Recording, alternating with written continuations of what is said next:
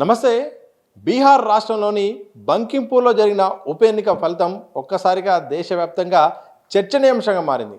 ప్రధానంగా వ్యూహకర్తగా పేరున్న ప్రశాంత్ కిషోర్ ఈసారి జనసూరజ్ పార్టీ తరపున మొదటిసారిగా పోటీ చేసి విజయం సాధించడంతో ఒక్కసారిగా ఈ అంశం చర్చకు దారితీస్తుంది. ఎలా గెలవగలిగాడు? ఒకవైపు వరుసగా అక్కడ ఒక కంచుకోటగా బీజేపీకి పేరుంది, అలాగే వరుసగా గెలుస్తున్న సందర్భం బీజేపీకి ఉంది. ఇప్పుడు శత్రువులు అలాగే ప్రత్యర్థులు కూడా దరిదాపుల్లో లేని ఈ పరిస్థితుల్లో బీహార్లో కూడా ఒక్కసారిగా జనసూరజ్ పార్టీ అక్కడ గెలుపొందడంతో అందరి దృష్టి కూడా అక్కడ పడింది. రకరకాల విశ్లేషణలు కూడా వస్తున్నాయి. వాస్తవానికి ఇక్కడ ఉప ఎన్నికల కారణం ఏంటంటే ప్రస్తుత బీజేపీ జాతీయ అధ్యక్షుడు నితిన్ నబీన్ రాజ్యసభకు ఎంపికైన సందర్భంలో తన ఎమ్మెల్యే పదవికి రాజీనామా చేయాల్సి వచ్చింది.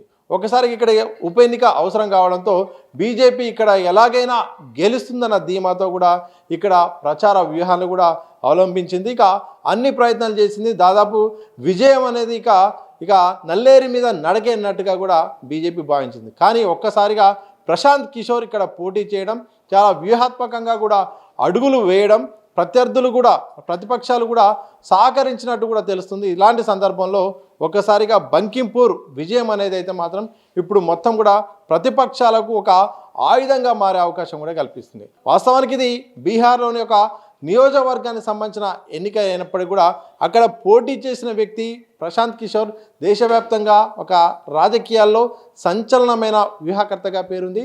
గత సాధారణ ఎన్నికల్లో అయితే మాత్రం మొత్తం ఆయన తప్ప మిగతా అందరినీ కూడా పోటీ చేయించినప్పుడు కూడా ఒక్క స్థానం కూడా గెలుపొందలేదు. ఈసారి అయితే మాత్రం ఇక చాలా వ్యూహాత్మకంగా పట్టుబట్టి ఇక్కడ పోటీ చేశారు.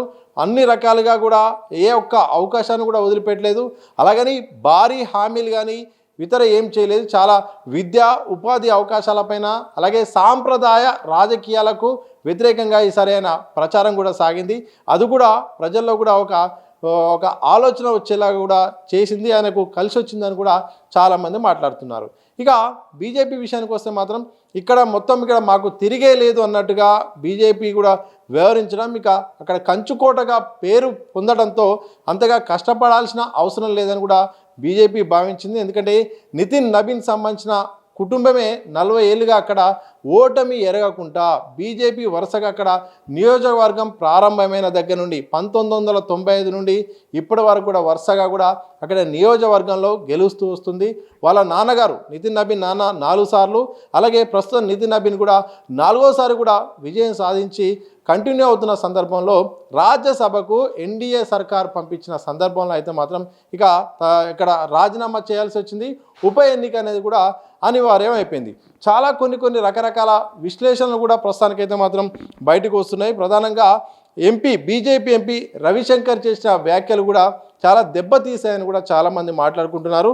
ఇక్కడ బంకింపూర్లో కుక్కను పిల్లిని పెట్టిన బీజేపీ గెలుస్తుందంటూ కూడా ఆయన చేసిన వ్యాఖ్యలు కూడా అక్కడ ప్రజల్లో కూడా కోపాన్ని ఆగ్రహాన్ని తెప్పించినట్టు కూడా ప్రచారం జరుగుతుంది. ఎందుకంటే అంత తక్కువ చేసి మాట్లాడడం, అలాగే ఇక్కడ ఎవరు లేరు, ప్రత్యర్థులే లేరు అన్నట్టుగా కూడా ఒక అతి విశ్వాసం కూడా బీజేపీకి దెబ్బతీసినట్టుగా కూడా చాలామంది కూడా రకరకాల విశ్లేషణ కూడా జారీ చేస్తున్నారు. ఎందుకంటే మెజారిటీ విషయానికి వస్తే మాత్రం ఏదో 10వ 15వ కాదు, ఏకంగా 20,000 మెజారిటీ బీజేపీకి కంచుకోట. అలాగే బీజేపీ జాతీయ అధ్యక్షుడు ప్రధానంగా అక్కడ రాజీనామా చేసిన సందర్భంలో వచ్చిన ఉప ఎన్నిక అంటే అక్కడ చాలా ప్రాధాన్యత ఉంటుంది. అలాంటి ప్రాంతంలో 20,000 మెజారిటీతో ప్రశాంత్ కిషోర్ గెలిచాడంటే మాత్రం ఎంతగా అక్కడ ప్రాధాన్యత ఉందో అర్థం చేసుకోవచ్చు. ఓ రకంగా బీజేపీ అధ్యక్షుడు ఓడిపోయినట్టుగా ఒక రకమైన ప్రచారం జరిగే అవకాశం ఉంది. అలాగే బీజేపీకి అంతగా ప్రజలు కూడా విశ్వసించే అవకాశం లేదని కూడా ప్రతిపక్షాలు కూడా పెద్ద ఎత్తున కూడా ప్రచారంలో వాడుకోవడానికి ఈ సందర్భం కూడా కలిసి వచ్చే అవకాశం కనిపిస్తుంది. ఎందుకంటే ఈ మధ్యనే అక్కడ సాధారణ ఎన్నికలు జరిగాయి. నితీష్ కుమార్ సీఎంగా ఎన్నికైన తర్వాత ఆయనను మార్చి మరో ముఖ్యమంత్రి బీజేపీ తరపున వ్యక్తిని కూడా అక్కడ నామినేట్ చేశారు. మొత్తం కూడా తిరుగులేని శక్తిగా అక్కడ బీజేపీ ఎదుగుతున్న ఈ సందర్భంలో ఒక్కసారిగా జాతీయ అధ్యక్షుడికి సంబంధించిన రాజీనామా తర్వాత వచ్చిన ఉప ఎన్నికల్లో కంచుకోటగా ఉన్న ఈ ప్రాంతంలో బీజేపీ ఓటమి చెందడం అనేది దేశవ్యాప్తంగా ఒక చర్చనీయాంశంగా మారుతున్న సందర్భం కనిపిస్తుంది. ఒక రకంగా బీజేపీ పతనం దిశగా అడుగులు వేస్తున్నట్టుగా కూడా రకరకాల మంది కూడా చాలామంది కూడా చర్చ పెడుతున్నారు. యువత, ఉపాధి అవకాశాలు, విద్యా అంశాలపై కూడా ప్రశాంత్ కిషోర్ తన ప్రసంగంలో అయితే మాత్రం మాట్లాడడం కూడా చాలామందిని కూడా ఆకట్టుకుందని కూడా చెప్తున్నారు. ఇదే సందర్భంలో ఈ ఐపాక్ నిర్వహించిన సందర్భంలో కూడా ఆయన రాజకీయ వ్యూహాలు గతంలో చాలామంది పార్టీలకు పనిచేశాయి. అదే వ్యూహాలు ఈసారి తన నియోజకవర్గ పోటీలో ఉపయోగించాడు. చాలా పకడ్బందీగా ఏ చిన్న అవకాశాన్ని వదిలిపెట్టకుండా చాలా బూత్ లెవెల్లో ప్రతి ఒక్క ఓటర్ను టచ్ అయ్యేలాగా ఒక వ్యవస్థను అందరినీ కూడా ఆకట్టుకునేలాగా వ్యూహాత్మకంగా కూడా ఐపాక్ పనిచేసిందని కూడా తాజా రిజల్ట్ బట్టి చూస్తే అర్థమవుతుంది. ఇక బీజేపీ అయితే మాత్రం అభ్యర్థి విషయంలో కూడా ఒక వ్యూహాత్మక తప్పిదం చేసిందని కూడా చర్చ జరుగుతుంది. ఎందుకంటే ముందటిగా తొలిసారి అయితే మాత్రం అభిషేక్ కుమార్ సిన్హాను ముందుగా ప్రకటించింది. కానీ ఆయన కుటుంబ కారణాలతో తప్పుకోవడంతో పార్టీలోని ఒక సాధారణ తక్కువ ప్రొఫైల్ కలిగిన యువజన విభాగ నేత నీరజ్ కుమార్ సిన్హా బరిలోకి దించింది. ప్రశాంత్ కిషోర్కు బాగా కలిసి వచ్చిన అంశం తెలుస్తుంది. ఎందుకంటే ప్రశాంత్ కిషోర్కు మంచి ఫేమస్గా అతనికి ఫేస్ అనేది చాలామందికి తెలుసు. అందరికీ ఒక గ్లామరస్ ఫేసు. చాలా రకంగా ఈ ఐపాక్ కారణంగా కూడా దేశవ్యాప్తంగా ఒక ప్రాముఖ్యం ఉన్న వ్యక్తి కావడం, వాళ్ళకి ఒక పార్టీ అధ్యక్షుని ముందు ఒక ఈ చిన్న అభ్యర్థి కూడా ఉండడంతో ఒక రకంగా ఇది ప్రశాంత్ కిషోర్ కూడా ప్లస్ అయిన వాతావరణం కూడా కనిపిస్తున్నట్టు కూడా తెలుస్తుంది.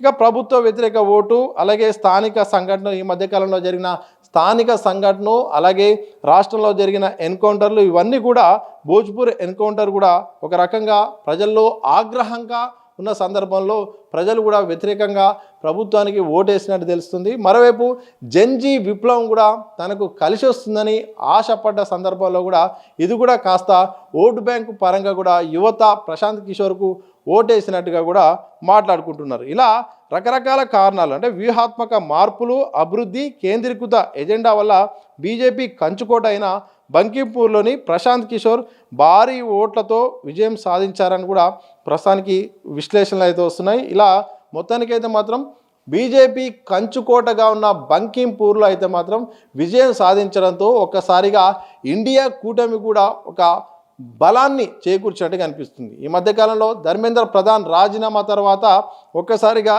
ఇక ఒక రకంగా ప్రతిపక్షాలకు ధైర్యం వచ్చిన సందర్భంలో లేటెస్ట్గా బీజేపీపై ఇక్కడ ప్రశాంత్ కిషోర్ విజయం సాధించడం ఒక రకంగా ఇది ప్రతిపక్షాలకు కూడా మరొక రకమైన ప్లేస్ కనిపించే అవకాశం కనిపిస్తుంది.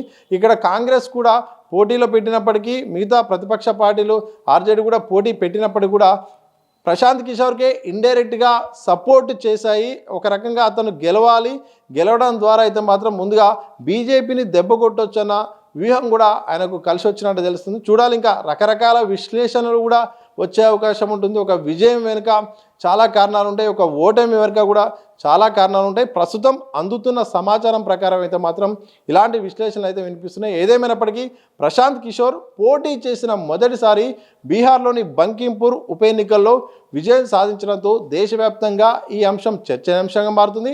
అలాగే జాతీయ బీజేపీ అధ్యక్షుడి రాజీనామా, తన కంచుకోటలో బీజేపీ ఓడిపోవడంతో ఒక్కసారిగా బీజేపీపై కూడా ఒక రకంగా నెగిటివ్ ప్రచారం కూడా కొనసాగుతుంది. చూడాలి, ఈ దేశ రాజకీయాలు చాలా చిన్న చిన్న అంశాల నుండి కూడా చాలా పెద్దగా మారిపోతాయి.